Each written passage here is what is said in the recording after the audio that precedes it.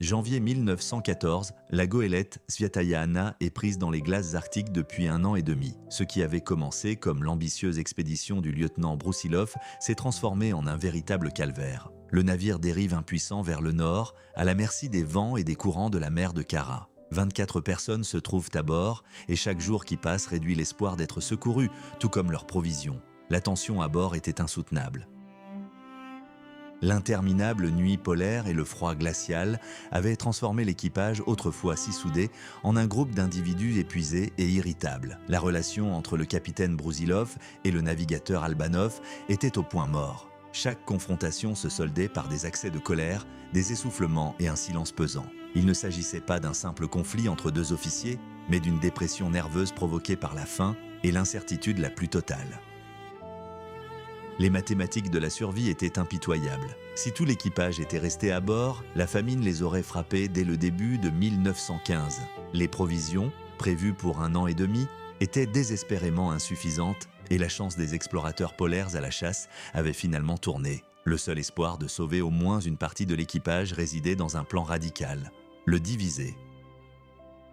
Le navigateur Albanov prend une décision suicidaire. Abandonner la goélette et traverser à pied la banquise dérivante en direction de la terre François-Joseph. 13 hommes décident de le suivre. Cette traversée désespérée de centaines de kilomètres dans un chaos glacé avait pour but non seulement de sauver ceux qui partaient, mais aussi de donner une chance à ceux qui restaient à bord. Moins de bouches à nourrir permettrait aux vivres et aux carburants restants de durer une année de plus. Brusilov, conscient du désespoir de la situation, donne son accord. Sur le pont, ils commencent à construire des kayaks de fortune et à rassembler les maigres provisions de biscuits. Le 22 janvier 1914, le sort en est de jeter. L'équipage se divise en deux. Tandis que certains se préparent à une marche périlleuse à travers les banquises, d'autres espèrent que la Sviataya Anna atteindra enfin la haute mer. Aucun d'eux ne se doute encore que la quasi-totalité des récits de ce voyage héroïque disparaîtra dans les eaux glacées quelques heures seulement avant le sauvetage. La goélette elle-même, avec son capitaine, sombrera à jamais dans le silence arctique, devenant l'un des mystères les plus sombres et les plus irrésolus de l'histoire de l'exploration nordique. La vie à bord du Saint Anna, pris dans les glaces, se transforma en une lutte acharnée pour se réchauffer. Tout y passait, graisse d'ours, huile de phoque et huile moteur épaisse. Quand le charbon vint à manquer, l'équipage commença à démanteler la goélette elle-même. Cloisons de cabine et éléments de pont superflus furent jetés au feu. Le navire se consuma lentement pour maintenir au chaud l'équipage entassé dans le compartiment inférieur exigu. En janvier 1914, les préparatifs d'un voyage suicidaire commencèrent. Le navigateur Albanov l'avait compris. Attendre les secours à bord n'était plus envisageable. Dans la cale glacée, où la température chutait à moins 30 degrés, un travail acharné commença. 7 kayaks de fortune furent assemblés à partir de morceaux de vieux épicéas, de rames et de cercles de tonneaux. Faute d'outils, même les aiguilles furent forgées à la main. Le travail était exténuant. Dans le froid glacial, le métal leur brûlait la peau, leur laissant des ampoules semblables à celles du fer rouge. Mais dans la pénombre, à la lueur enfumée des lampes à graisse, les hommes chantaient avec obstination. Ils donnèrent des noms affectueux à leurs frêles embarcations. Mouettes, plongées, fous. Ces embarcations de fortune, faites de toiles et de vieux meubles, étaient leur dernier espoir. Une rivalité silencieuse s'installa entre le capitaine Brusilov et Albanov. Brusilov nourrissait de dangereuses illusions, persuadé que la terre ferme n'était qu'à 5 jours de marche. Il jugeait les préparatifs d'Albanov excessifs et proposa de traîner une lourde embarcation sur la banquise. Mais le navigateur voyait la réalité autrement. Il ne disposait d'aucune carte précise, seulement des vieux croquis de Nansen impitoyablement erronés. Les mesures astronomiques indiquaient que la goélette se trouvait en plein milieu des terres émergées, mais sur des centaines de kilomètres à la ronde s'étendait une banquise désolée. Les terres fantômes dessinées sur le papier n'existaient que dans l'imagination. En grimpant au mât, Albanov aperçut la Sviataya Anna, enveloppée d'un givre argenté, endormie dans son lit de glace. Elle paraissait belle et sereine, mais le navigateur le savait, la destruction avait déjà commencé à bord. Le silence de la nuit arctique pouvait être déchiré à tout instant par le craquement mortel des membrures qui se brisaient. La goélette pouvait devenir un tapis volant salvateur ou une fosse commune, à jamais cachée au regard par le blizzard. Tandis que certains se préparaient à la marche, d'autres restaient à attendre un miracle, ignorant que la glace avait déjà prononcé son verdict. le second hiver polaire s'achevait. Le soleil se leva enfin au-dessus de la calotte glaciaire, mais au lieu de chaleur, il apporta une clarté implacable. La Sviataya Anna resterait prisonnière à jamais. Pour certains membres d'équipage, c'était le signal d'agir. Un chantier frénétique se mit en place sur la glace, près de la goélette. Les marins construisaient d'étranges engins, de légers kayaks, solidement boulonnés à des traîneaux. Ces traîneaux noirs deviendraient leur unique abri et leur seul moyen de transport dans l'enfer qui s'annonçait. Pendant que certains cousèrent des toiles et faisaient sécher des biscuits, d'autres écrivaient des lettres. Le capitaine Brusilov, Yerminia Jdanko et ceux qui étaient restés à bord passèrent une semaine entière à rédiger des messages au reste du monde dont ils avaient été coupés 2 ans auparavant. Mais lorsque le courrier fut pesé, il s'avéra étonnamment léger. À peine quelques kilos. C'était comme si ceux qui étaient à bord ne croyaient plus que leur voix serait entendue. L'équipage du navigateur Albanov emporta le meilleur du navire. Fusils, munitions, une lourde tente en toile et de maigres provisions. Le chargement total pesait plus d'1 tonne. 14 hommes prévoyèrent de tirer le traîneau attelé 2 par 2, mais ils ignoraient encore que les banquises arctiques et la neige molle jusqu'à la taille transformeraient tard le voyage en un calvaire sans fin. Le pire, c'était l'absence de cartes précises. Leur itinéraire était entièrement basé sur un vieux guide Nansen datant de 20 ans. Ils se dirigeaient vers la terre François-Joseph, espérant y trouver des entrepôts abandonnés et des terrains de chasse comme ils l'avaient lu dans des mémoires. C'était une expédition en territoire inconnu où leur seul guide était des extraits de journaux intimes. Le 10 avril 1914, le dernier accord fut donné. Brusilov remit à Albanov un ordre officiel. L'instant avait quelque chose d'irréel. Le capitaine dressa un inventaire détaillé des effets personnels du navire jusqu'à la dernière hache et le dernier compas, que le navigateur était tenu de restituer à l'armateur. Cette mesquinerie était d'une insolence insupportable. Les hommes partaient pour une étendue glacée et désertique, où leurs chances de survie étaient quasi nulles, et on leur demandait de ne pas oublier de rendre leurs affaires. La rampe est abaissée. Des centaines de kilomètres de glace dérivante s'étendent devant. Derrière se trouve la Sviataya Anna gelée, qui restera pour beaucoup leur dernière demeure. Brusilov continuait méthodiquement d'inventorier chaque tasse et chaque seau galvanisé. Il y avait quelque chose d'effroyablement absurde dans cette situation. Les hommes se préparaient à un voyage périlleux, et le capitaine craignait sérieusement que les kayaks et les traîneaux ne reviennent du Spitzberg brisé. Il était à bout de nerfs lorsque le marin Denisov demanda au navigateur Albanov où il comptait ouvrir le courrier, en Russie ou en Norvège. Il faillit perdre son sang-froid. Furieux, il promit de jeter toutes les lettres dans le premier trou venu dans la glace. Ce n'était pas de la colère, mais un cri de désespoir. Plus tard, calmé, Albanov s'excusa. Il avait compris. Denisov voulait simplement connaître l'adresse pour écrire à sa femme. C'était peut-être leurs adieux définitifs. Un silence pesant régnait sur le navire cette nuit-là. En observant les visages de ses futurs compagnons, le navigateur sentit un frisson le parcourir. Il ne s'agissait pas d'un groupe d'athlètes chevronnés. L'un avait déjà 56 ans, un autre souffrait d'une hernie et un troisième avait passé l'hiver à suffoquer sous l'effet d'une toux douloureuse. Presque tous avaient des plaies ouvertes aux jambes et leur essoufflement et leur rythme cardiaque étaient alarmants, même au repos. Avec de tels hommes, ils allèrent s'aventurer dans les étendues glacées. Sainte-Anne elle-même avait changé au point d'être méconnaissable. La quitter fut douloureux, malgré tout ce qu'elle avait enduré. Il ne restait plus aucune trace de la splendeur passée de cette demeure de Saint-Pétersbourg, avec ses boiseries en acajou poli et ses tapis. Ce n'était plus qu'une boîte figée et noircie par la fumée. Le kérosène était épuisé depuis longtemps. Les lampes à suif crachaient en plus de suie que de lumière, recouvrant les visages d'une épaisse couche de crasse noire. Les murs pourrissaient, des lambeaux de peinture pendaient des plafonds et une épaisse couche de glace s'était formée dans les recoins. Même Yerminia Jdanko, la maîtresse de la cantine, n'était plus qu'une silhouette sombre, son visage invisible sous la suie. Le 10 avril 1914, un soleil d'une douceur trompeuse les accueillit.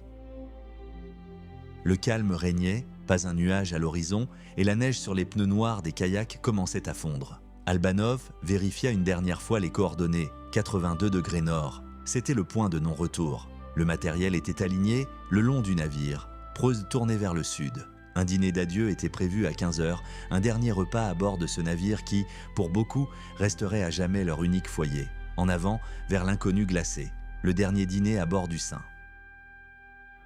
Anna avait des allures d'adieu sans retour. Le chef Kalmykov, poète invétéré de l'expédition, délaissa son carnet de poèmes pour préparer de simples mets délicats. Le steward dressa la table avec soin, s'efforçant de créer l'illusion d'une fête, mais un silence pesant régnait. Sous les plaisanteries et les rires forcés, une peur viscérale transparaissait. Ceux qui partaient à dos pour le sud affichaient un courage admirable. Ceux qui restaient envièrent leur mince chance de salut, mais tous comprenaient, seul l'inconnu glacial les attendait. Au son sifflant d'un gramophone qui passait en boucle les mêmes disques sur les mouettes et les rivages lointains, les hommes s'avancèrent sur la glace. Ces mélodies, jadis porteuses de succès, leur vrilisaient désormais l'esprit et sonnaient comme une moquerie. Le matériel s'alignait en une longue file. Les coques sombres des kayaks, sur leurs étroites patins, ressemblaient à une volée de canards prêts à s'envoler vers des contrées plus clémentes, mais au lieu d'un vol facile, un labeur exténuant les attendait. Les sangles leur lacéraient les épaules et les traîneaux chargés, pesant chacun 5 kilos, s'enfonçaient dans la neige profonde. Le navigateur Albanov choisit le baleinier Denisov comme partenaire. Sa carrure imposante et son physique robuste suscitaient l'envie silencieuse des autres. Après tout, un bon coup de remorqueur était leur seule chance d'échapper à ce piège de glace. Le bateau appareilla à 3 heures de l'après-midi. Tous sortirent pour lui dire au revoir, même le dernier chien survivant. Le navigateur ne portait dans sa poche qu'une petite icône de Saint Nicolas le thaumaturge, son dernier lien avec le monde des vivants. Mais le silence arctique laissa bientôt place à un craquement inquiétant. La première avarie survint une demi-heure plus tard. Un patin céda près des premières banquises. Les réparations effectuées dans un froid glacial prirent 40 minutes. Ce fut le premier avertissement sérieux venu de l'océan. Lorsque les mâts du Saint Anna disparurent enfin derrière la banquise. L'heure des adieux avait sonné. Le capitaine Broussilov sortit une bouteille de champagne, un miracle qui avait survécu à la longue dérive. À 83 degrés de latitude nord, au milieu du chaos glacé, ils levèrent leurs verres à leur retour au pays. C'était leur dernière gorgée de civilisation. Bientôt, le ciel se couvrit et le soleil prit une teinte rouge inquiétante. Une tempête souffla du sud, transformant le monde en un mur blanc impénétrable. Le blizzard emprisonna les hommes dans une tente exiguë pendant 3 jours interminables. Le froid leur transperçait la peau et l'espace était si restreint qu'ils durent de dormir 2 par 2, littéralement blottis les uns contre les autres dans un unique sac de fourrure. Dans cet enfermement suffocant, où le moindre mouvement involontaire d'un voisin provoquait colère et querelle, les hommes commencèrent à prendre conscience du véritable prix de leur expédition. L'idylle s'était terminée avant même d'avoir commencé. Des centaines de kilomètres d'enfer glacé les attendaient. 3 jours de captivité sous la neige dans une tente exiguë avaient transformé les hommes en véritables sardines. Dans cette atmosphère suffocante, Konrad et Shpakovski se disputaient sans cesse, se donnant des coups de coude au moindre mouvement maladroit. Seul un sommeil profond leur offrait un répit, mais même celui-ci ne leur apportait aucun soulagement. Lorsque la tempête de neige se calma enfin, des marins du Saint-Anna émergèrent soudain de l'obscurité glaciale. Ils apportèrent des repas chauds et des nouvelles inquiétantes. Le navire était presque entièrement enseveli sous la neige et des ours polaires rôdaient aux alentours. Ce fut la dernière relève du détachement. Le vieux Anisimov, dont les jambes l'avaient finalement lâché, fut renvoyé à bord. Il fut remplacé par le marin Regald. Mais à peine l'équipage avait-il changé qu'un autre coup dur frappa, un coup qui faillit briser le moral des hommes. Les relevés de latitude, stupéfièrent de tout le monde, il s'avéra que pendant la tempête, la banquise les avait emportés 56 km plus au nord. Tandis qu'ils luttaient de toute leur force pour rentrer chez eux, la dérive arctique les entraînait impitoyablement plus profondément dans cet enfer de glace. Toute tentative de reprendre immédiatement le voyage tourna au désastre. À peine harnachés, 3 des hommes s'effondrèrent dans la neige. Vertige et faiblesse extrême, conséquence d'un hivernage interminable et des premiers signes du scorbut, se manifestèrent aussitôt. Sous le soleil éclatant du printemps, les visages jaunes et hagards des explorateurs polaires étaient terrifiants. Mais abandonner était impossible. Le pénible labeur quotidien commença. Pour avancer, il fallait faire des navettes, traîner une partie des kayaks sur quelques kilomètres, les laisser près d'un drapeau bien visible, puis revenir chercher le reste. Les traîneaux s'enfoncèrent jusqu'aux écailles de la neige molle et des crêtes de glace se dressaient devant nous, transformant chaque mètre du trajet en un combat acharné. Le 29 avril, le Saint-Anna disparut enfin à l'horizon. Le dernier lien qui unissait ces hommes au monde familier était rompu. Désormais, leur quotidien se résumait à une lutte pour la survie. Le poêle rudimentaire, alimenté par de la graisse de phoque, crachait une fumée épaisse et épaisse, transformant la tente en une crypte obscure. Leurs visages se couvrirent rapidement d'une épaisse couche de suie grasse, leur donnant l'allure de vagabonds errants. Leur ration était de maigre, des biscuits secs, un petit morceau de chocolat et du thé tiède qu'ils ne faisaient jamais bouillir pour économiser le combustible. Le soir venu, blottis dans leur sac de couchage sous le vent hurlant, ils oubliaient un instant leur fatigue, se réjouissant d'être encore en vie et de poursuivre leur voyage vers l'inconnu. Lorsque leurs provisions de viande s'épuisèrent, le régime alimentaire des explorateurs polaires se réduisit à une vaine illusion de satiété. Un bouillon clair agrémenté d'une poignée de pois secs constituait le seul rayon de soleil de la journée. Durant ces brefs instants près du fumoir, ils se réchauffaient si moins au feu qu'en rêvant de terres émergées. Mais lorsque le combustible vint à manquer, les soirées glaciales s'installèrent. Un silence pesant régnait sous la tente. Ils grignotèrent des biscuits secs, les faisant passer avec des glaçons, et tentèrent d'étancher leur soif avec de l'eau de mer amère. Les matins étaient un véritable supplice. Il fallait troquer la chaleur du sac de couchage contre le froid glacial et le poids des sangles. À chaque kilomètre, l'espoir de trouver l'eau libre ou des animaux sauvages s'amenuisait. Le 10e jour du voyage, 3 marins abandonnèrent. Ponomarev, Shabatura et Shaknin, incapables de supporter la dérive éprouvante, décidèrent de retourner à Sainte-Anne. Les autres ne les en empêchèrent pas. Ce voyage vers l'inconnu était volontaire. Le groupe se retrouva réduit à 11 personnes. Pour se réchauffer et survivre, ils brûlèrent les traîneaux et les planches de kayak supplémentaires pour faire un feu. Fin avril, un nouveau fléau s'abattit sur la foule, la cécité des neiges. Le soleil, se reflétant sur la croûte de glace, brûlait littéralement les rétines. Les lunettes improvisées, fabriquées à partir de bouteilles de gin sombre, se révélèrent inutiles. Impossible d'y voir quoi que ce soit. Les gens trébuchaient et tombaient, et des larmes brûlantes coulaient sans cesse de leurs yeux. La colonne se transforma en une procession fantomatique. Ceux qui conservaient encore un peu de vue marchèrent devant, tandis que les aveugles traînèrent derrière, les paupières lourdement closes, guidés seulement par le crissement rythmé de la neige sous leurs pas. Dans cet enfer blanc, la raison commençait à flancher. Épuisés, les gens sombrèrent dans l'inconscience en marchant. L'un d'eux, au milieu de cette étendue glacée, crut soudain sentir des oranges mûres et des clous de girofle. Il voyait distinctement le talus sud baigné de soleil, les étals de fruits, et sentait la fraîcheur de l'asphalte ruisselant. L'hallucination était si réaliste que son cerveau refusait de croire à la glace qui l'entourait. Mais un choc fortuit contre le kayak brisa instantanément son illusion. D'innombrables congères apparurent de nouveau devant ses yeux, et une lumière aveuglante le frappa au visage. Le voyage reprit, mais la frontière entre la vie et la folie s'amenuisait inexorablement. Le craquement rythmé de la neige devient hypnotique. Dans cet engourdissement, les pensées des survivants les emmènent loin des banquises, vers la mer Noire tumultueuse où ils peuvent de marcher pieds nus et respirer l'air chaud. Désormais, même un minuscule morceau de chocolat leur paraît un trésor inestimable et la décision de s'aventurer aux latitudes polaires une erreur fatale. C'est comme si la nature se vengeait de leur audace, les privant de leur dernier espoir. Il n'y a ni... Dans ces... Ils dévorent pour progresser. Mais la pri... Les le marin, les hommes, le voyage, ils furent... C'était un... Ce faisant, la glace, il ne reste... Le score. Chaque avancée se transformait en un combat acharné. Ils se frayaient un chemin à coups de hache et de harpon à travers des blocs de glace qui ressemblaient à d'immenses tas de sucre. Le vent tourna de nouveau, menaçant d'emporter le bloc de glace encore plus loin au large. Les hommes travaillaient au bord de l'épuisement, s'attachant par groupes de 7 aux lourds traîneaux. Seul le mince espoir de voir enfin un coin de terre ferme et inébranlable les maintenait en vie. « Sésame, ouvre-toi » priait-il, scrutant l'horizon gris où ne s'étendait du toujours que glace éternelle et brouillard glacial. La glace sous leurs pieds commença à se déplacer. Une étrange pellicule brun rosé apparut de plus en plus sur les débris. Ce n'était ni du sable ni de l'argile, mais des algues, signe certain que la terre ferme était tout proche. Mais le prix de chaque kilomètre s'élevait.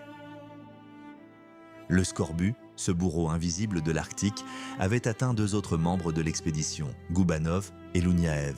les gencives saignaient, les jambes refusèrent de répondre, mais aucune pitié n'était accordée. Le traitement était brutal. Les malades étaient forcés de se déplacer, envoyés en mission de reconnaissance et n'avaient pas le droit de se reposer. Sous ces latitudes, l'apathie était plus dangereuse que le froid lui-même. Le cauchemar qu'ils avaient vécu à bord du Saint. Anna les hantait encore. Là-bas, le capitaine n'était plus qu'un squelette ambulant, la peau fine comme un linge. La maladie l'avait privé de la raison. Durant ces longues nuits de délire, il réclamait de l'avoine pour des chevaux imaginaires, se querellait avec des pêcheurs fantômes et, dans des accès de rage, jetait de la vaisselle sur la seule infirmière, Yerminia Alexandrovna. Elle endurait tout, les mauvais traitements et les caprices de celui qui avait été jadis un officier d'une politesse exquise. Voyant comment cet homme se transformait sous le poids du scorbut, le groupe reprit sa route avec une vigueur renouvelée. Leur progression offrait un spectacle surréaliste. Des voiles furent tissées sur les kayaks, arrimés aux traîneaux. Cette étrange flotte terrestre avançait lentement vers le sud, à travers la banquise. Les hommes, harnachés, se débattaient contre les sangles, tandis que les mâts de fortune captaient les rares rafales de vent. La navigation relevait de la conjecture. Le brouillard s'épaississait puis se dissipait, et le soleil ne perçait l'obscurité que par brefs instants. Les calculs indiquaient la latitude 82, mais rien n'était certain. Leurs provisions s'épuisaient. Les dernières barres chocolatées furent distribuées au campement, le bouillon de viande se transforma en eau claire et le lait concentré restant fut précieusement conservé. La faim était devenue leur compagne constante, étouffant tous leurs autres sentiments. Mais soudain, au milieu de ce désespoir, une lueur d'espoir jaillit. Malgré le vent violent, la banquise avait cessé de dériver. Quelque chose la retenait. Une immense barrière, invisible dans le brouillard, empêchait la glace de sombrer dans l'océan. Il ne pouvait s'agir que de la terre ferme. Quelque part là-bas, au-delà du voile d'obscurité glaciale, le rivage qu'ils avaient si désespérément imploré de voir apparaître les attendait. Leurs rations se réduisirent à des croûtes desséchées et l'idée d'une nourriture convenable devint une obsession.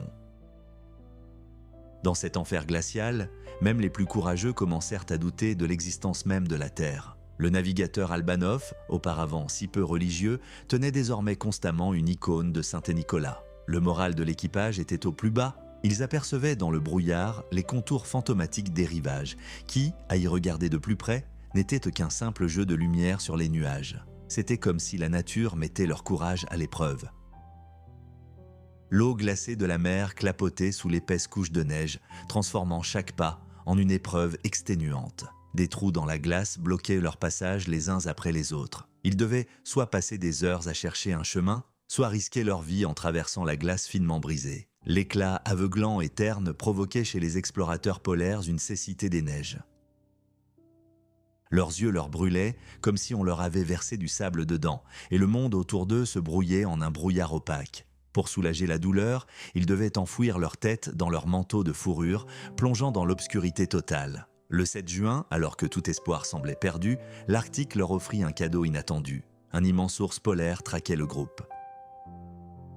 Quelques coups de feu suffirent à abattre ces hommes épuisés qui se retrouvèrent avec des dizaines de kilos de viande fraîche et de la précieuse graisse pour se sustenter. Un véritable miracle. Les explorateurs polaires ne pouvaient de cacher leur joie tandis qu'ils dépeçaient la carcasse avec le soin méticuleux des meilleurs bouchers. Ils mangèrent la viande crue et rôtie, burent le sang chaud, sentant la vie revenir dans leurs corps exténués.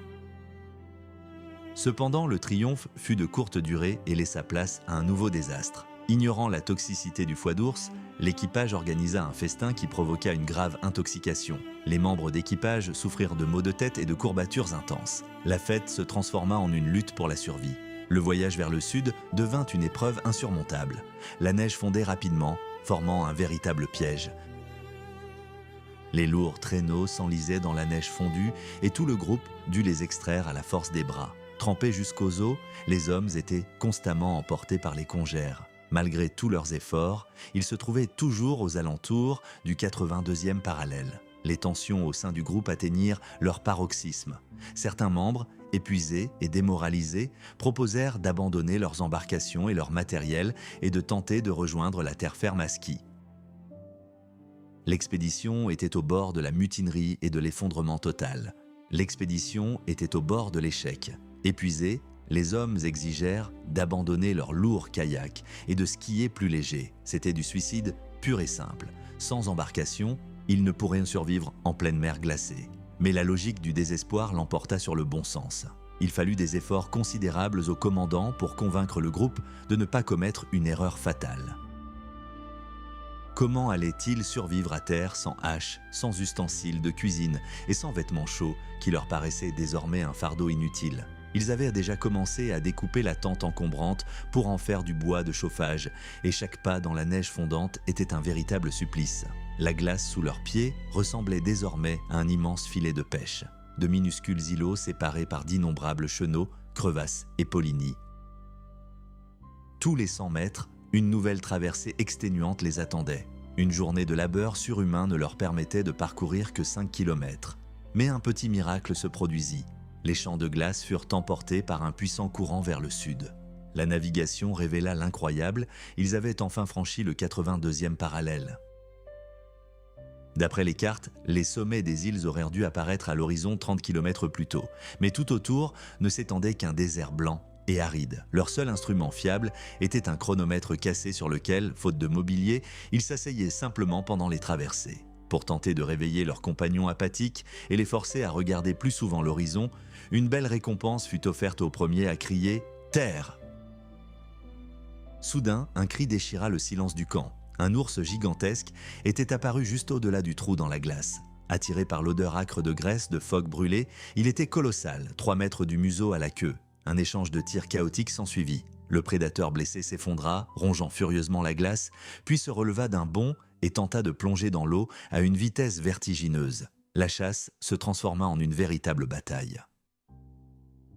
Après une longue poursuite, ils parvinrent enfin à traîner la carcasse, pesant des centaines de kilos, sur la banquise. L'escouade disposait désormais d'une montagne de viande fraîche et de graisse pour alimenter ses feux. L'atmosphère autour d'eux changea radicalement. Des volées d'oiseaux sillonnèrent le ciel et les phoques frôlaient de plus en plus souvent la surface de l'eau. La vie grouillait littéralement, signe indéniable que la terre était proche. Les hommes scrutaient l'horizon avec impatience, prenant chaque nuage sombre pour les falaises tant attendues. Mais l'Arctique continuait de jouer à cache-cache avec cruauté. Le brouillard se dissipa et, au lieu d'îles, seules d'immenses étendues de glace apparurent. Pourtant, l'espoir renaissait avec une vigueur renouvelée. Il ne dérivait le plus simplement. Ils pouvaient sentir le souffle de la terre, tapis tout près, sous le voile de la tempête de neige. Après une chasse fructueuse, le camp a été métamorphosé. Le 14 juin, c'est l'anniversaire du commandant du détachement. Dans la banquise arctique, c'est une rare occasion de se faire un vrai festin. De succulents steaks, des oignons frits et des saucisses chaudes mijotent sur une table de fortune. Même le thé est spécial aujourd'hui. Les dernières pommes séchées ont été versées dans la théière. Un instant, les hommes oublient qu'ils sont plongés dans cet enfer de glace. Mais derrière cette brève célébration se cache un malaise que le chef de groupe craint d'exprimer à ses compagnons. Les éléments les poussent vers le sud à une vitesse incroyable, 11 km par jour. On pourrait croire qu'ils devraient se réjouir, mais l'horizon est d'un vide effrayant. Le commandant prend conscience d'une terrible vérité: si la glace se déplace si librement, c'est qu'aucun obstacle ne se dresse devant eux. La terre François-Joseph, leur seul espoir de salut, demeure quelque part sur le côté. Le groupe est tout simplement emporté vers le néant de l'océan. La glace sous leurs pieds est devenue un échiquier chaotique. De vastes étendues se déplacent sans cesse, des ouvertures s'ouvrant puis se refermant brutalement. En explorant les environs, certains se figent, sidérés. Ils découvrent leurs propres traces de ski, déplacées de plusieurs centaines de mètres par le courant. Avancer dans un tel chaos, c'est comme courir dans une roue de hamster. Toute tentative de progression vers l'est ou l'ouest est impossible face au mouvement incessant des masses de glace. Bientôt, l'Arctique frappe à nouveau. Une violente tempête s'abat sur la région. Un vent du nord féroce secoue la tente et la neige mouillée transforme l'abri en un véritable piège humide. L'eau commence à clapoter sous les pas. La glace fond sous l'effet de la chaleur corporelle. Les vêtements sont trempés et les gens, transis de froid, restent assis dans l'obscurité, dans un silence pesant. Le seul moyen de se réchauffer est d'entretenir le poêle, mais cela nécessite du combustible. Louniaev, le meilleur tireur de l'escouade, part chasser le phoque. C'est une tâche délicate. Il doit viser le crâne avec précision tandis que l'animal émerge brièvement de l'eau. La graisse de phoque brûle mieux et procure une chaleur salvatrice. Mais l'odeur de la proie attire aussi d'autres créatures arctiques. Un ours polaire massif surgit soudain du brouillard, Prudent et rusé, il attend le moment propice pour bondir. Ces prédateurs possèdent une incroyable résistance. Il y a eu des cas où un animal à la colonne vertébrale brisée a continué l'attaque, se rongeant les pattes de rage. Ici, au milieu des éclats de glace, la frontière entre chasseurs et proie est complètement floue. Les humains ne peuvent qu'attendre que la nature transforme sa colère en clémence. Les ours polaires ne sont pas seulement de féroces prédateurs, mais aussi des maîtres de la furtivité. Une ours et ses petits pataugerent dans un trou percé dans la glace, sur une fine couche de glace aplatie sur le ventre et se comiquement imités comme d'énormes grenouilles blanches. L'un des animaux, sous les yeux ébahis du groupe, perça la glace de la tête, plongea et nagea sur une longue distance sous l'eau, pour finalement réapparaître sain et sauf et jeter un dernier regard glacial à ses poursuivants. Mais les humains n'étaient pas d'humeur à chasser. L'expédition est contrainte de se débarrasser de son chargement superflu. Traîneaux et kayaks, réduits en miettes, sont mis au rebut. Désormais, 10 personnes doivent se loger dans 3 embarcations de fortune. Leur univers et leurs espoirs de survie reposent désormais sur 12 sacs de biscuits et une réserve de munitions. Leurs vêtements sont depuis longtemps transformés en compresses humides et glacées qui ne sécheront pas avant des semaines. Et le ciel arctique leur réserve une nouvelle épreuve terrible, une lumière terne et mortelle. Cet éclat leur brûle les yeux comme s'ils étaient remplis de verre brisé. L'horizon se brouille et se dédouble, les obligeant à se déplacer presque à l'aveuglette, plissant constamment les yeux sous l'effet d'une douleur insupportable. La dérive s'accélère rapidement. La glace dévale vers le sud à plus de 13 km par jour. Ce n'est plus seulement le vent qui l'emporte, mais un puissant courant invisible qui les entraîne vers l'inconnu. L'évidence s'impose, ils risquent de manquer la terre Alexandra. S'ils ne parviennent pas à s'accrocher à la côte de l'archipel François-Joseph, il ne leur restera plus que l'océan et l'île fantomatique du Spitzberg. Ces hommes épuisés auront-ils assez d'énergie pour un tel voyage? Leurs kayaks vétustes résisteront-ils à des kilomètres et des kilomètres de glace? Au milieu de ce chaos, ils sont poursuivis sans relâche par des goélands blancs. Leurs cris stridents ressemblent à des rires hystériques et moqueurs. Les oiseaux, tels des esprits maléfiques, tournoient au-dessus du camp, les empêchant de dormir jour et nuit sous le soleil polaire qui ne se couche jamais. Mais soudain, quelque chose d'étrange apparaît dans le brouillard. 2 nuages roses planent juste au-dessus de l'horizon. Le navigateur reste silencieux, craignant de donner de faux espoirs à ses compagnons. Trop souvent, au cours de ces mois, de simples buttes de glace ont été prises pour la terre ferme tant convoitée. Pourtant, le 9 juin, tout bascule. Alors qu'il escalade une haute falaise de glace, le navigateur est pris de froid. À travers ses jumelles, malgré le voile de brouillard et les larmes dues à la cécité des neiges, une traînée nette, argentée et mate apparaît. Elle est convexe, immobile et d'un réalisme effrayant. Ce n'est ni un jeu de lumière ni une hallucination, c'est la terre ferme. Après des mois d'enfer glacé, le rivage s'ouvre enfin devant eux. Une lueur d'espoir de salut scintille à l'horizon, mais le voyage jusqu'à ce refuge leur coûtera leur dernière force. Un étrange disque argenté planait à l'horizon. On aurait dit la lune se levant en plein jour, mais c'était la terre ferme. Le navigateur n'en croyait pas ses yeux. Le contour mat et parfaitement lisse semblait irréel, comme un coup de pinceau précis sur une toile bleue. Toutes les quelques heures, il reprenait ses jumelles pour vérifier si cette île fantôme était toujours là. L'apparition persistait. Étonnamment, les autres semblaient aveuglés. Tandis que le navigateur peinait à contenir son cri de joie, ses compagnons restaient d'une apathie effrayante. Épuisés, les hommes n'étaient plus que des ombres vivantes. Au lieu de contempler le rivage, ils dormaient des heures durant ou s'épilaient de machinalement les poux de leurs haillons. Même la récompense promise, pour avoir trouvé la terre ferme, ne les enthousiasmait plus. Le 10 juin, ils décidèrent de poursuivre leur route, renonçant au sommeil et aux tentes. Mais l'Arctique leur avait tendu un nouveau piège. La glace s'était transformée en une boue collante que les explorateurs polaires surnommèrent « colle ». La neige mouillée et la pluie imbibèrent leurs vêtements. Des trous dans la glace s'ouvrèrent sous leurs pieds, les obligeant à mettre leur kayak à l'eau à plusieurs reprises dans cette boue glacée. Après 7 heures d'un labeur exténuant, ils n'avaient parcouru que 5 kilomètres. La faim les consumait. Ils engloutissaient des seaux de nourriture, un ragoût épais de sang, de phoque et de viande, mais la satiété leur fuyait. Dans ce climat de désespoir, le pire se produisit. Quelqu'un vola 3 kilos de biscuits. Chaque miette sur la table était perçue comme une trahison. La rage du navigateur était sans borne. Il jura d'abattre de ses propres mains quiconque volerait ses camarades.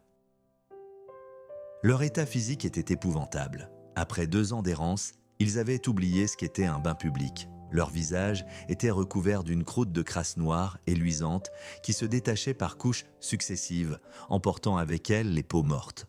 Leurs vêtements semblaient bouger sous leurs pieds. Des chemises tricotées grouillaient de parasites. Le navigateur aperçut par hasard son reflet dans le miroir du sextant et recula. Une créature à la peau terrifiante, tatouée de crasse, le fixait du regard. Mais plus loin, à travers le brouillard et la douleur, ce même rivage lunaire m'appelait. C'était l'unique chance d'effacer ce cauchemar de 2 ans et de sentir enfin sous mes pieds, non pas de la glace mouvante, mais du granit éternel et inébranlable. Les soirées sous la tente se transformèrent en un rituel terrifiant. Dans la pénombre, des hommes épuisés passèrent des heures à nettoyer les parasites incrustés dans les coutures de leurs vêtements. Cette chasse était ironiquement appelée « cour du soir », le seul moment où le calme revenait au camp. Il n'y avait pas de savon, l'eau fraîche suffisait à peine à se désaltérer et le froid glacial ôtait toute envie de se dévêtir. Mais au milieu de cet enfer glacé, les premières lueurs d'espoir apparurent. D'étranges taches noires apparaissèrent de plus en plus souvent sur la banquise.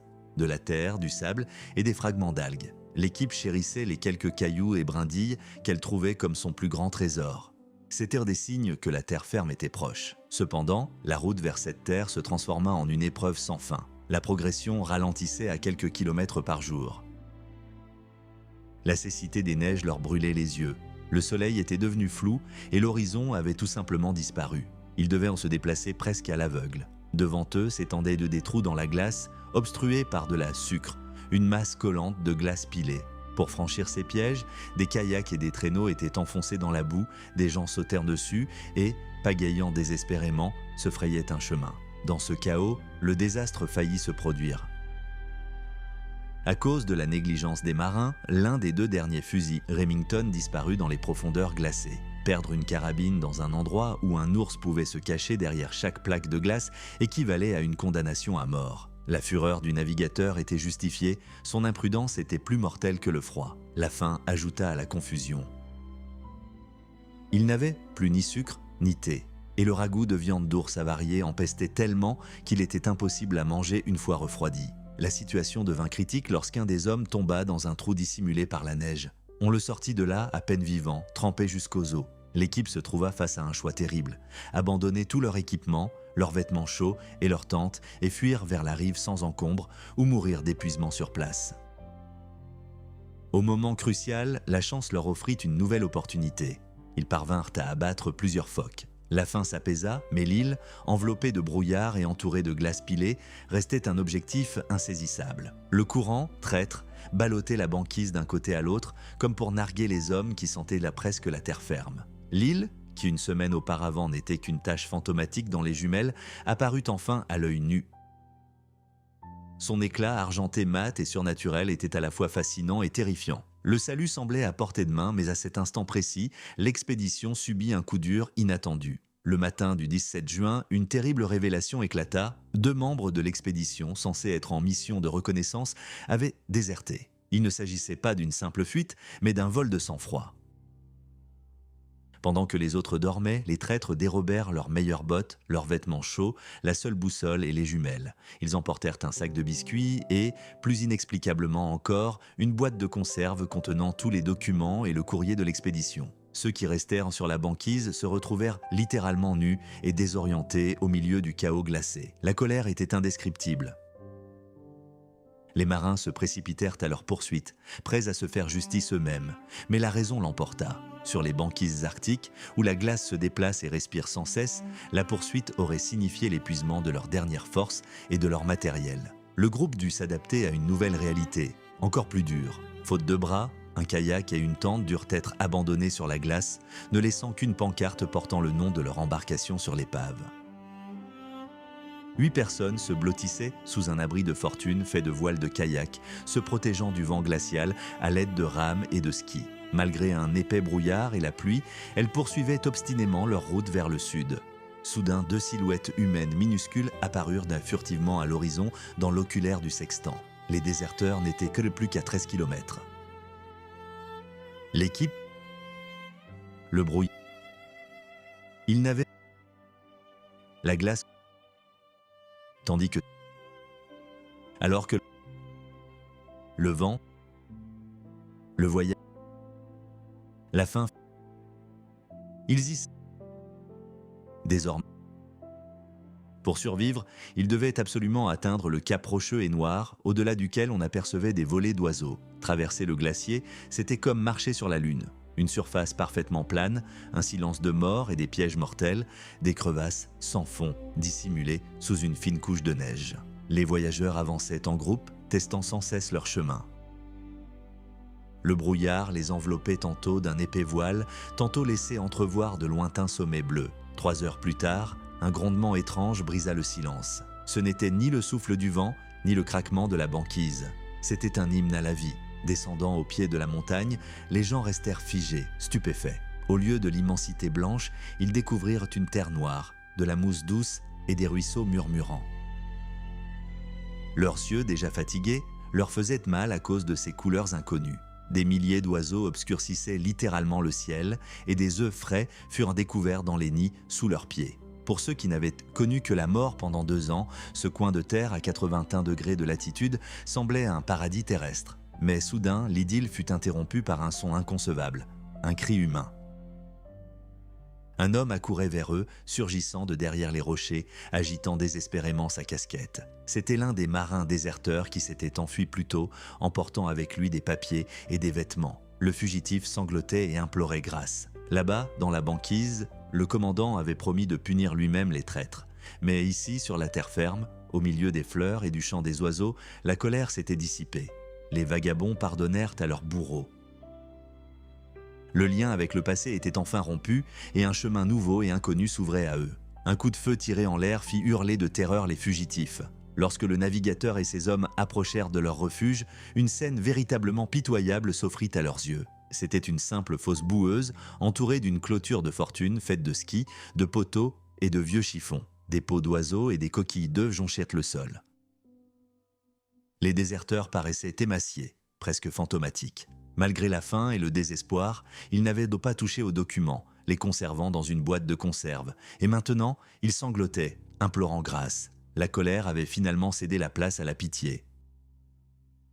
Les anciens ennemis s'assirent ensemble près du feu, mangeant des œufs d'Eider directement dans une tasse en émail, et écoutèrent le récit de la façon dont les fugitifs avaient repoussé un énorme ours avec pour seul fusil à double canon. Cependant, la joie des retrouvailles fut assombrie par l'étrange comportement du reste du groupe. 6 compagnons, distancés par le kayak, ne furent retrouvés que le lendemain. Il s'avéra qu'ils n'étaient pas en danger, mais dormaient simplement.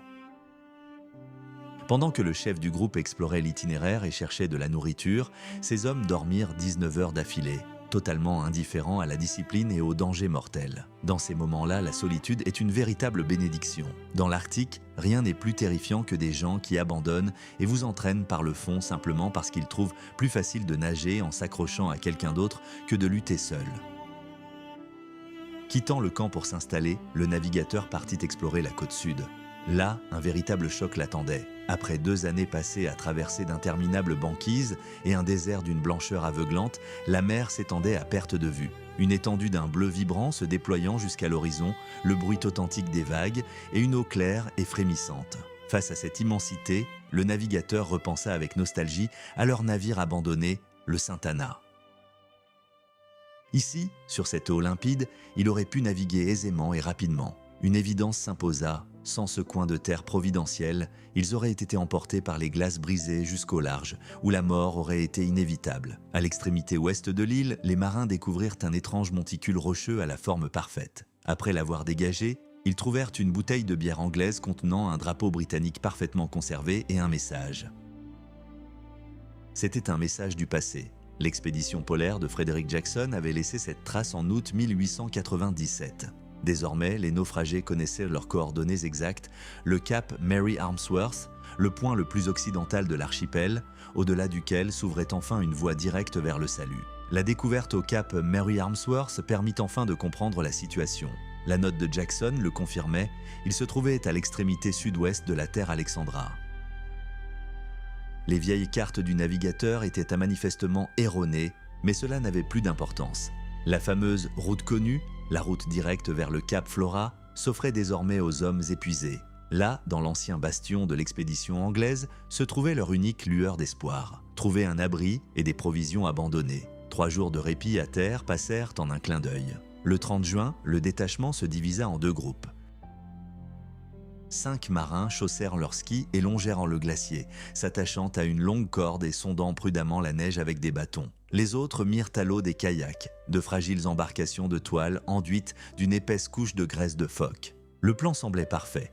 Marcher parallèlement au glacier, chasser les oiseaux et progresser 2 fois plus vite qu'auparavant. Mais l'Arctique ne comptait pas les laisser partir si facilement.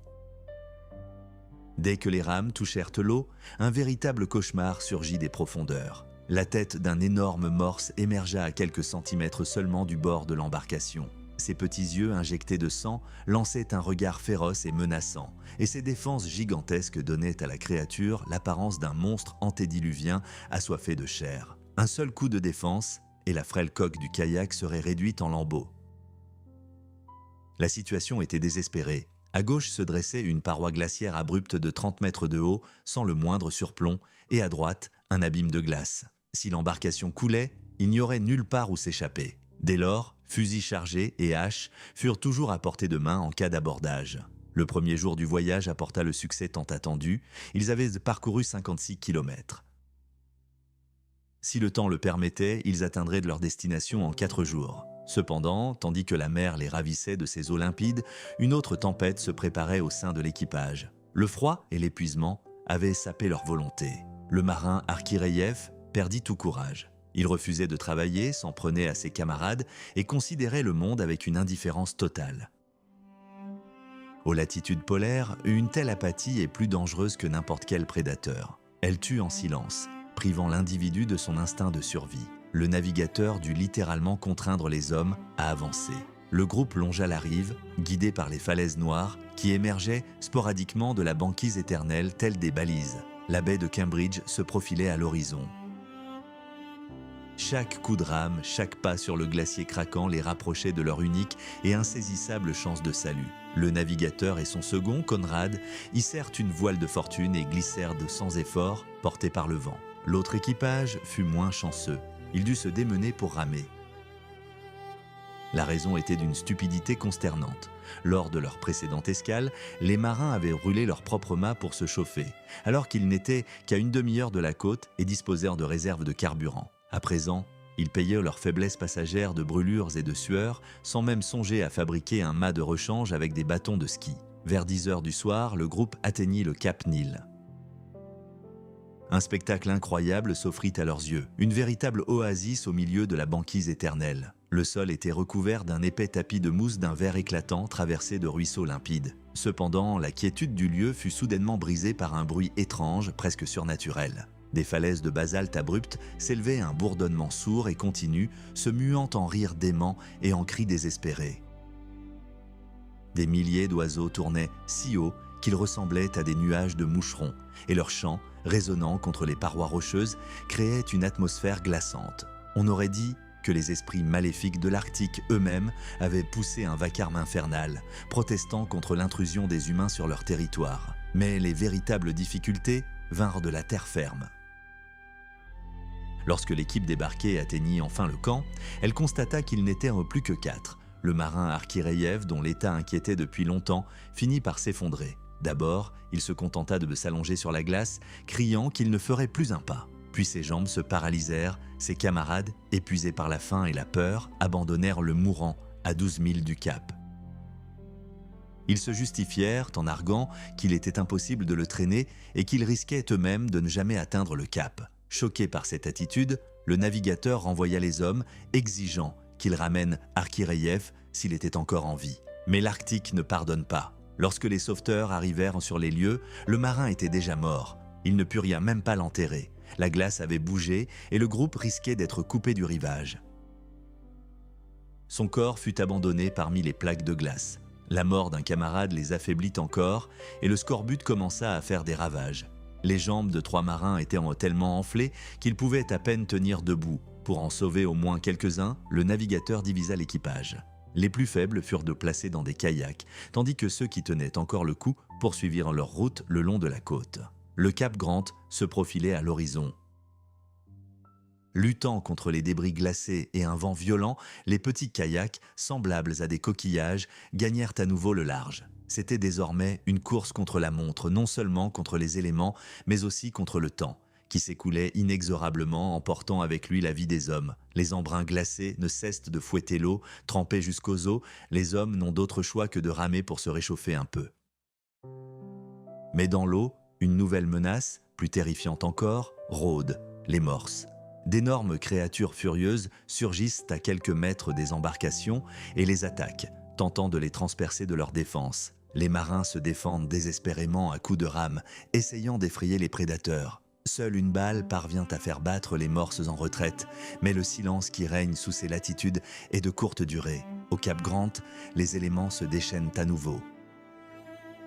Un vent violent et un puissant courant de marée emportent les frêles embarcations, les éloignant instantanément du rivage et les précipitant en haute mer. À bout de force, les hommes rament pendant 5 heures d'affilée, luttant littéralement pour leur survie contre les griffes de l'Arctique.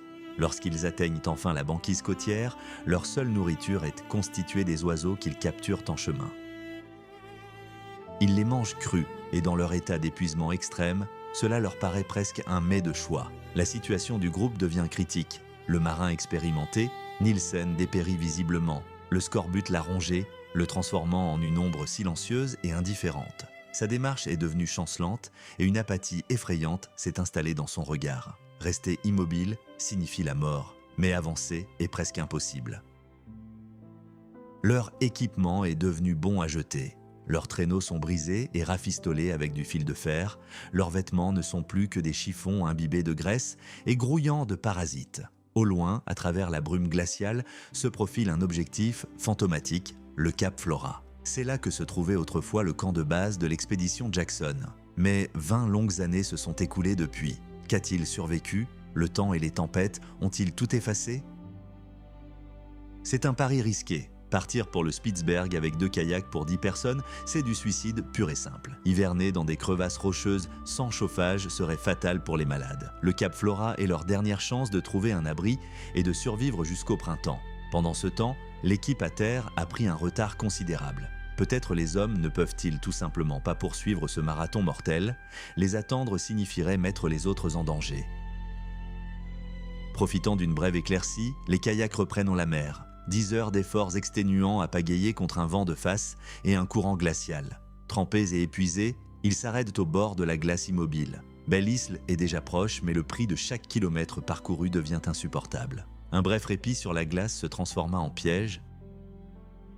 Au réveil, après une tempête de neige, les hommes comprirent avec horreur. Ce qu'ils avaient pris pour un rivage sûr n'était en réalité qu'un morceau de glace dérivant. Le courant les emporta de nouveau au large, et Belle-Isle, qui était à portée de main, redevint un point lointain à l'horizon. Parmi les rameurs épuisés gisait un corps inerte. Le marin Nielsen ne pouvait plus tenir une rame. Son corps était paralysé, sa langue avait disparu et ses yeux étaient figés par une peur animale et aveugle. La faim les pousse à prendre des risques mortels. Apercevant une famille de morses sur la glace, les hommes décident de se battre avec acharnement. Coup de feu. La balle atteint un jeune morse, mais c'est une erreur fatale. Au lieu d'une proie facile, ils se retrouvent face à des monstres enragés. L'eau bouillonne littéralement de sang et rugit. Un énorme mâle se précipite sur les kayaks, tentant d'atteindre les prédateurs, tandis que la mer pousse désespérément le petit blessé dans l'abîme. Les hommes sont contraints de battre en retraite, honteux, sur la glace, tirant à la hâte les embarcations avec Nielsen impuissant et à bord. La bataille est perdue, les munitions s'épuisent, et le fracas furieux de leurs poursuivants résonne encore longtemps après. Le soir venu, ils atteignent enfin l'île Belle.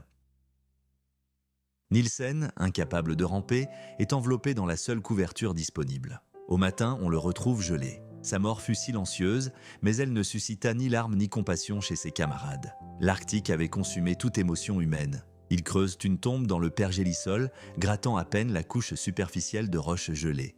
Les funérailles se déroulent dans un silence étrange et hébété.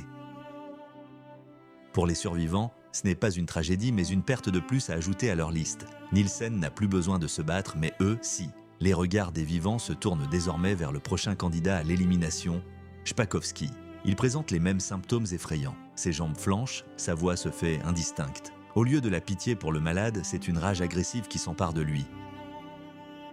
Les bien portants lui crient dessus, le forçant à bouger, lui insufflant littéralement la volonté de vivre. Ce n'est pas de la cruauté, mais le seul moyen de repousser la mort qui rôde déjà à leur trousse. Sur la rive, ils aperçoivent à nouveau les mêmes morses. Les animaux tournent autour des rochers, comme s'ils pleuraient leurs petits ou reprochaient aux humains leur cruauté. Des 11 personnes qui composaient ce groupe, il n'en reste que 8, 4 en kayak et 4 disparus dans l'immensité glacée. Les affaires du défunt ont été distribuées, les embarcations sont plus légères, mais encore 12 000 d'enfers glacés les attendent. Il est 3 heures du matin. L'Arctique nous accueille d'un calme trompeur, le soleil inonde l'horizon et la surface miroitante du détroit de Myrsa promet une traversée sans encombre jusqu'au cap Flora. Mais sous ces latitudes, le calme n'est qu'un prélude au désastre. 2 heures plus tard, la tempête se déchaîne. Un vent glacial s'engouffre dans le détroit comme une cheminée soulevant des vagues abruptes. Les kayaks, chargés de lourds traîneaux, sont ensevelis, proue en avant, sous les crêtes des vagues. Dans l'épais brouillard, le second bateau disparaît sans laisser de traces. Livrés à eux-mêmes face aux éléments, les survivants décident de prendre une décision désespérée. Ils s'amarrent à un immense iceberg. Sur son sommet, balayé par les vents, ils s'installent tôt pour la nuit. Pour se réchauffer, les hommes ont recours à une vieille astuce nordique. Ils ôtent l'un de leurs bottes et se glissent dans leur manteau de fourrure, pieds face à face, créant ainsi un cocon vivant. À l'intérieur, la chaleur devient suffocante et les hommes épuisés sombrent dans un profond sommeil. Le réveil se transforme en cauchemar, un fracas assourdissant, une chute vertigineuse dans l'abîme, et un instant plus tard, leur sac de couchage se remplit d'eau glacée. L'iceberg s'est fendu, liés par leurs vêtements, ils coulent au fond, se donnant des coups de pied désespérés pour tenter de s'échapper. Pendant ces secondes, une seule pensée les obsède. Personne ne saura jamais où et comment ils sont morts. Ce personne est plus terrifiant que la mort elle-même.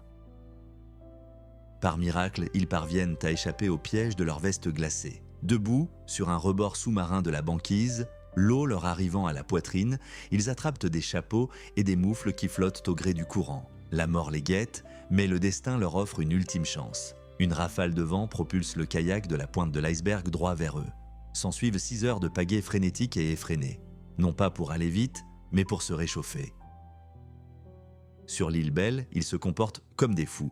Ils dansent frénétiquement sur la glace, essayant de réchauffer leurs pieds gelés. Tout finit au feu. Luge cassée, skis, même bandages médicaux. 2 jours plus tard, les ombres épuisées atteignent le cap Flora. Là, l'incroyable les attend, une solide maison en bois. À l'intérieur, un poêle crépite et de vrais biscuits blancs sont posés sur la table. Pour ceux qui ont oublié le goût du pain, cela ressemble à une hallucination.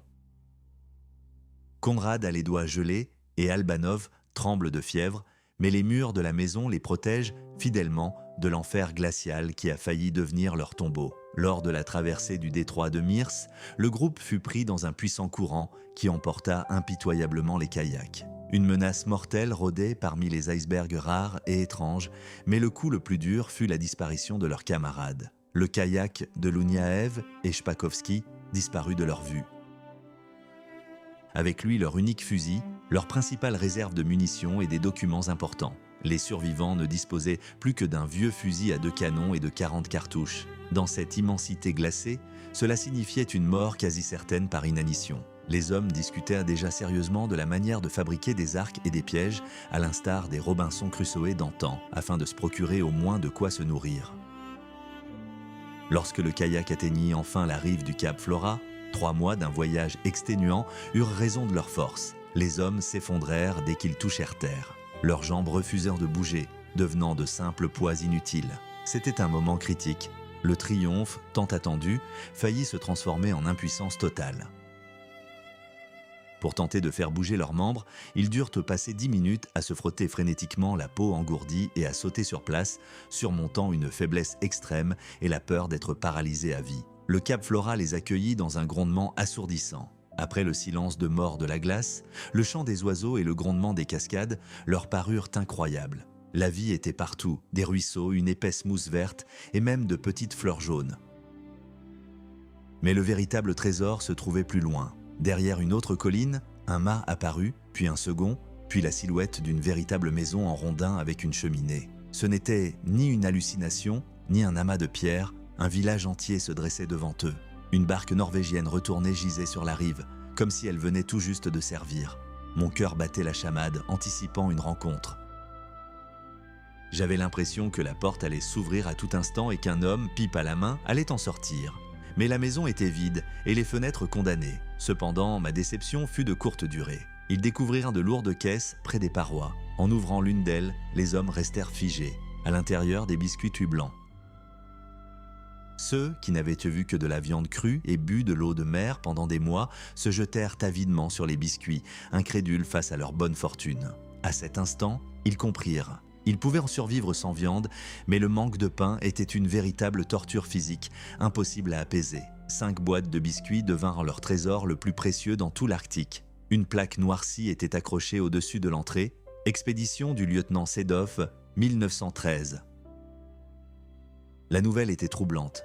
Sedov avait pris la mer en même temps qu'eux en 1912. Comment s'était-il retrouvé là un an plus tard ? Les réponses se trouvaient à l'intérieur, mais l'endroit tout entier était terrifiant. On aurait dit qu'un incendie faisait rage, éteint par des tonnes d'eau qui se transformèrent instantanément en une épaisse couche de glace. Des fragments de meubles, de vêtements et de vaisselle brisée étaient pris dans cette glace sale.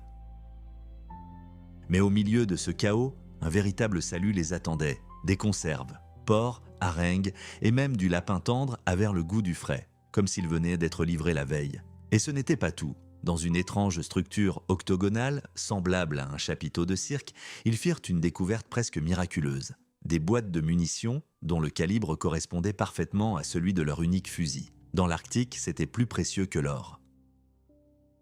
Non loin de là, se trouvait une armoire à pharmacie remplie de médicaments et de bandages. Ils utilisèrent d'abord des pastilles à la menthe, un petit luxe presque oublié dans cet enfer glacial. Il était impossible de vivre dans les ruines principales, mais à l'écart se dressait une cabine de navire rescapé, tapissée de tourbes et renforcée de perches de bambou. Un vieux fer à cheval était accroché à sa porte. Ici, au bout du monde, ce symbole de bonheur avait enfin trouvé sa raison d'être. À l'intérieur, il faisait sec. Pour la première fois en 3 mois de marches exténuantes à travers le désert arctique, les hommes purent se déshabiller complètement, allumer un réchaud et préparer une soupe chaude avec de la viande grasse et des pommes de terre séchées. Cette nuit-là, ils s'endormirent au chaud, réalisant l'incroyable. Ils avaient survécu. La mort, qui les avait traqués tout ce temps, avait enfin battu en retraite. Les fouilles de Pompéi commencèrent au matin.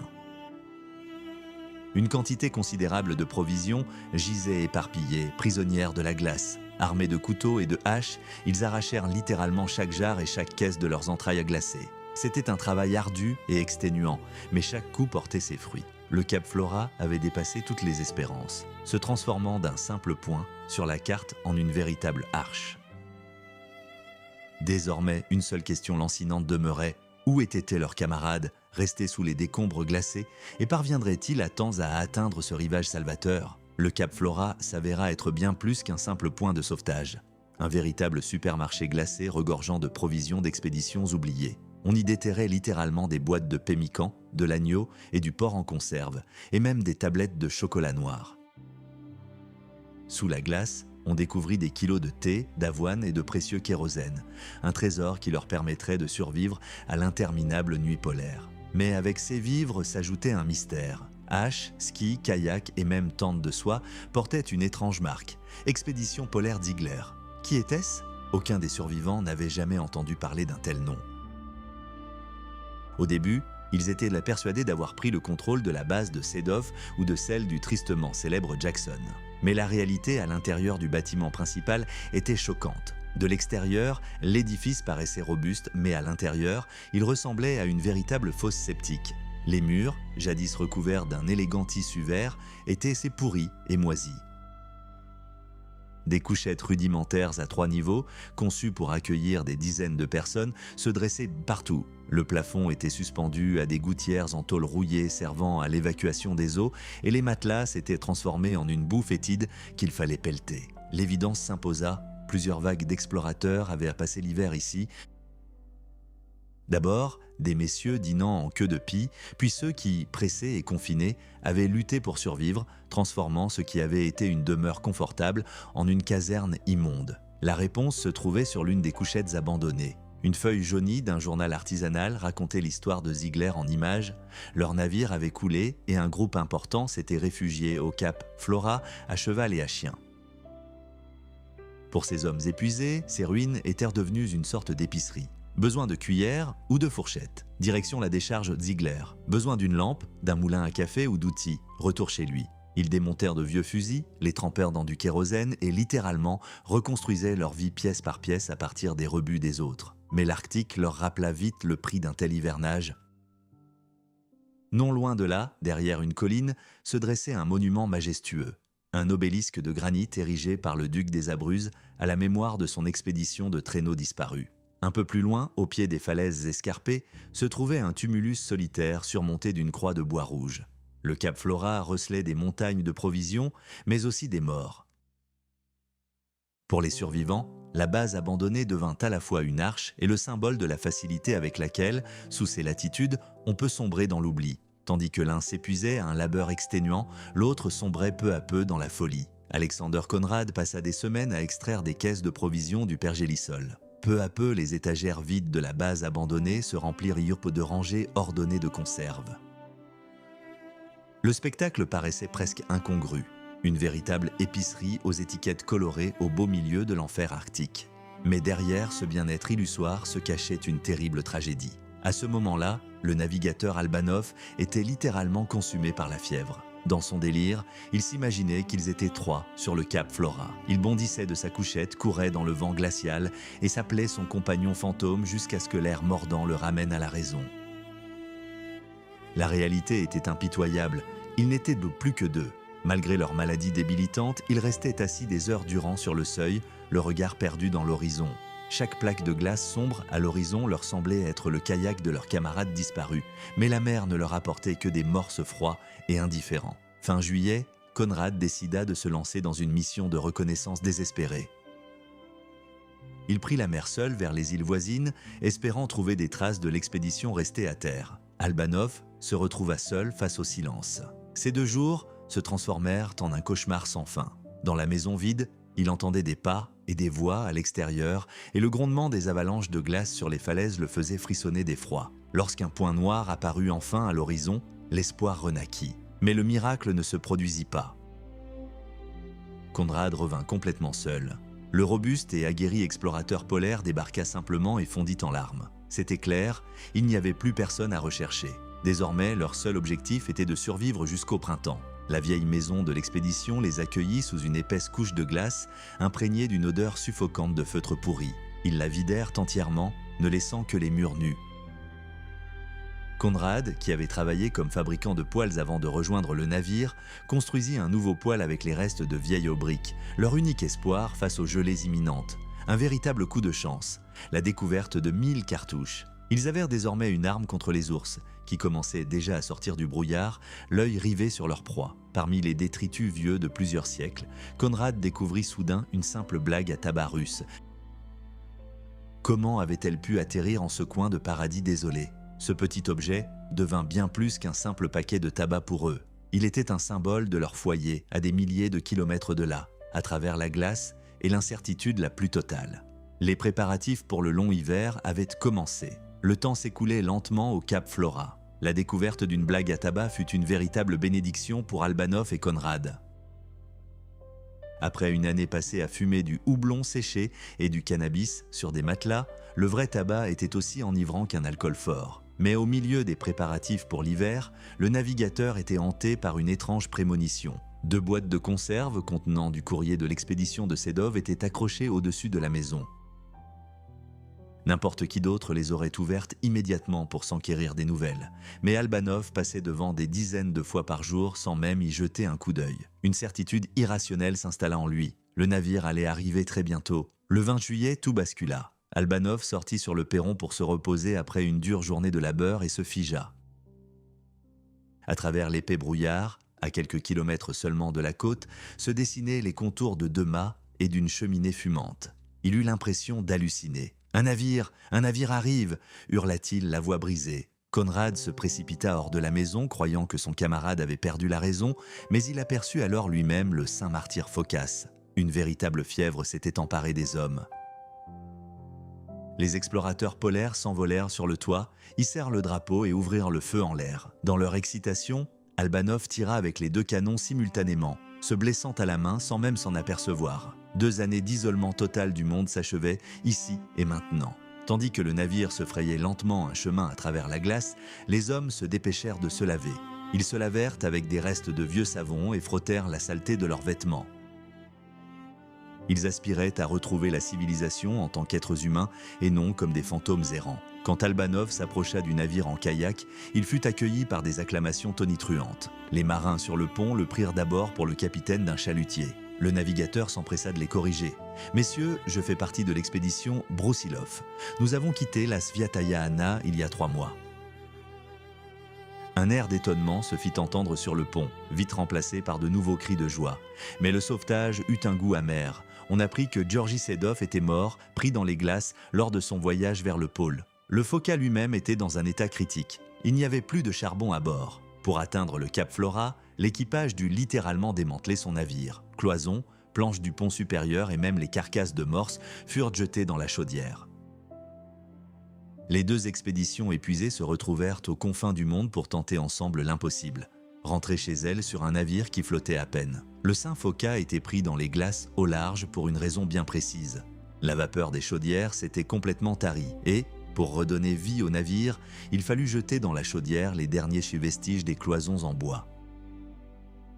Le navire arriva au cap Flora dans le seul but de démanteler les anciens bâtiments de pionniers pour récupérer du bois de chauffage. Ce n'est qu'alors que l'espoir, longtemps illusoire, de percer l'épaisse banquise et d'atteindre le large pourrait se concrétiser. Pour Albanov et Conrad, épuisés, ce paquebot délabré leur apparut comme un véritable paradis. Dans le carré, ce qu'ils n'avaient même pas osé espérer depuis 3 mois les attendait. Du pain moelleux, du thé chaud sucré et même les notes d'un piano. Dans la salle des machines, ils purent enfin se débarrasser de mois de crasse et des parasites qu'ils appelaient bécassines. Ayant troqué leur chiffon imbibé de graisse contre des vêtements propres, les marins se sentirent de nouveau humains pour la première fois depuis longtemps. Mais ce bref triomphe fut suivi d'une découverte amère. Sur l'île voisine de Belle, qu'ils avaient dépassée, se dressait une solide maison avec des provisions et une embarcation en état de marche. Albanov et ses compagnons n'en étaient qu'à quelques centaines de pas. Cette prise de conscience les frappa plus fort que le froid glacial de l'Arctique. S'ils avaient trouvé cet abri à temps, leurs 2 camarades disparus seraient probablement encore en vie. Au lieu de fragiles kayaks, ils auraient eu une embarcation fiable capable d'affronter la tempête. Le passé était irréversiblement révolu, mais le poids de la responsabilité reposerait à jamais sur les épaules du commandant. Les préparatifs du départ s'accélérèrent. Pendant plusieurs jours, les membres d'équipage encore valides démontèrent la maison et la grange, emportant chaque planche à bord. Avant de partir, les marins transformèrent leur modeste quartier d'hiver en un véritable poste de secours pour les futures victimes de l'Arctique, y laissant des provisions de conserve, des fusils et des munitions. Le 25 juillet, le Sviatoi Foka prit enfin la mer. Le rythme régulier de l'hélice et le sifflement de la vapeur inspiraient de l'espoir, bien que la situation demeurât critique. Le vieux navire prenait l'eau de toutes parts. Pour éviter de couler, tout l'équipage devait pomper l'eau manuellement pendant 3 heures, 2 fois par jour. Seules 2 notes dans des bocaux scellés restaient à terre, les seuls témoignages de la dérive tragique du Sviatoi Anna et du voyage désespéré du groupe d'Albanov. 2 expéditions épuisées, à bord d'un seul navire qui prenait l'eau, entamèrent leur retour à travers un enfer de glace. La quête du salut se transforma en une nouvelle tragédie. Sur l'île Belle, l'Arctique engloutit le marin Nielsen, enseveli sous un amas de rochers, enseveli par le père Gélisol. Mais le véritable cauchemar restait à venir. Alors que les 2 kayaks filaient vers le cap Flora, une violente tempête se leva. L'un d'eux, avec le navigateur Albanov et le marin Conrad, parvint miraculeusement à s'accrocher au bord d'un immense bloc de glace. Le second, avec Louniaev et Shpakovski qui pagayaient de toute leur force, disparut tout simplement dans l'abîme gris et rugissant. La houle était trop forte et le vent implacable. Il était impossible de porter secours à leurs camarades et la mer effaça à jamais leurs traces. Le 9 juillet, Albanov et Conrad, épuisés, atteignirent enfin la terre ferme. 11 jours plus tard, la goélette Saint Foka s'approcha d'eux. Le sauvetage semblait imminent, mais le navire lui-même ressemblait à une épave. Il n'y avait pratiquement plus de charbon à bord et la vieille coque prenait l'eau sans cesse. Pour survivre et briser la glace, les deux expéditions furent de contrainte de s'unir et de transformer le navire en un véritable brasier flottant. Le 25 juillet, le Phoca commença littéralement à progresser lentement vers le sud. La vitesse était désespérément lente, à peine 5 km par heure. Avec seulement quelques jours de carburant restant, l'équipage dut prendre des mesures extrêmes pour sauver des vies. Tout ce qui était inflammable fut jeté dans le brasier. Cloisons intérieures, portes, couchettes et meubles, les cabines disparurent les unes après les autres, transformant les quartiers d'habitation en épaves vides et résonnantes. Les marins dormaient en blottis les uns contre les autres, à même le sol parmi des caisses, avec cette question lancinante qui planait sur eux. Que brûler ensuite ? Même le piano fut envisagé, tandis que les mâts, la baume de phoque et toutes les voiles de rechange étaient les prochains sur la liste. La situation était compliquée par une terrible voie d'eau. 2 fois par jour, tout l'équipage passait 3 heures à pomper manuellement l'eau glacée pour éviter de couler. Le vieux Phoca, usé par le temps, flottait à peine. Ce n'était pas pour rien qu'on l'appelait le martyr. Il portait bien son nom, chaque craquement de sa coque témoignant de sa souffrance. Le 31 juillet, le brouillard se dissipa enfin. Un vent du nord poussa le navire en avant, écartant les plaques de glace.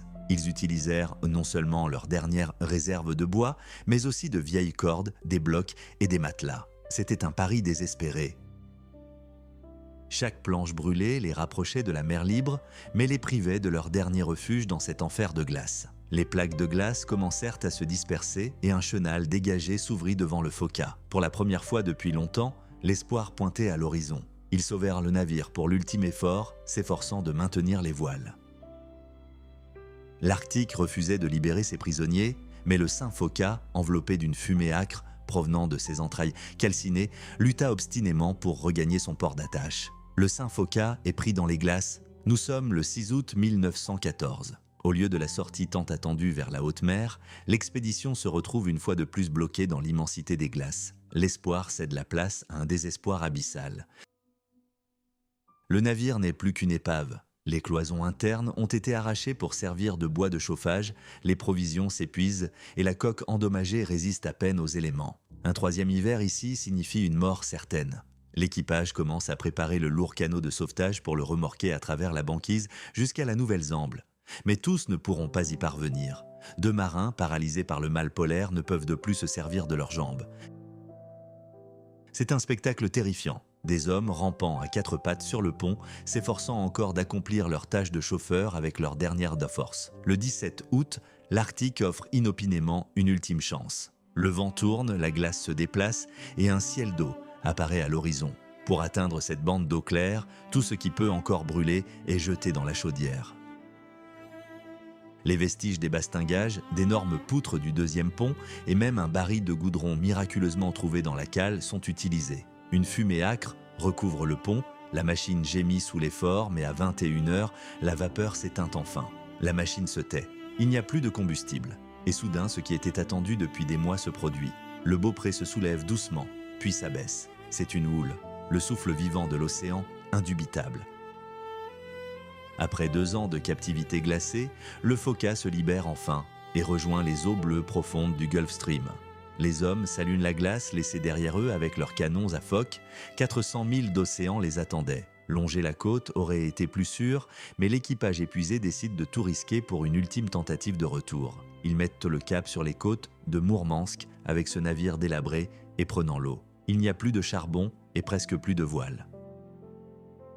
Tandis que le capitaine et les seconds tiennent la barre, les marins, se relayant jour et nuit, pompent l'eau de la cale pour maintenir le navire à flot. Les jours se confondent en une attente interminable, les vents contraires du Gulf Stream repoussent obstinément le Phoca, transformant le voyage en une lutte acharnée pour chaque mille parcouru. Mais le 29 août, l'obscurité à l'horizon se dissipe enfin. Une ligne rocheuse déchiquetée émerge du brouillard, la côte russe. 1 heure plus tard, d'épais nuages de fumée noire apparaissent au-dessus de l'eau. Un vapeur norvégien s'approche de l'épave fantomatique, à moitié calcinée. Le cauchemar est terminé, ils sont de retour. Des lumières apparurent enfin à l'horizon. Un paquebot à vapeur, illuminé par une vive lumière électrique, naviguait tout près. Pour l'équipage épuisé du Phoca, c'était une chance de sauvetage tant attendue. Le capitaine ordonna une intervention immédiate, des fusées de signalisation furent lancées dans le ciel, d'autres fusées éclairantes furent allumées et des feux d'étoupe et de kérosène furent allumés sur le pont. Mais le navire ignora obstinément les signaux. Désespérés, les explorateurs polaires eurent recours à une ultime solution. Ils ouvrirent le feu avec leurs canons anti-phoques. Le grondement du canon était censé immobiliser le paquebot, mais l'effet fut terrifiant. L'étranger éteignit instantanément toutes ses lumières et disparut littéralement dans la nuit. Au lieu de secours, l'équipage ne vit qu'une obscurité totale et terrifiante. Ce n'est qu'au matin, à l'approche d'un bateau de pêche, que le mystère de cette étrange disparition fut élucidé. De simples peaux-morts apprirent à l'équipage une nouvelle qui les bouleversa après plus de 2 années d'enfer glacé. Pendant qu'ils survivaient dans l'Arctique, le monde avait basculé. La Première Guerre mondiale avait éclaté. Allemagne, France, Russie, toute l'Europe était devenue un immense champ de bataille. Il s'avéra que le vapeur de nuit Lomonosov avait tout simplement été pris d'une peur panique. Dans l'obscurité, le Foka, vaisseau fantôme aux flammes calcinées, tirant ses canons, leur apparut comme un corsaire ennemi, et le navire prit la fuite en panique, profitant de la nuit.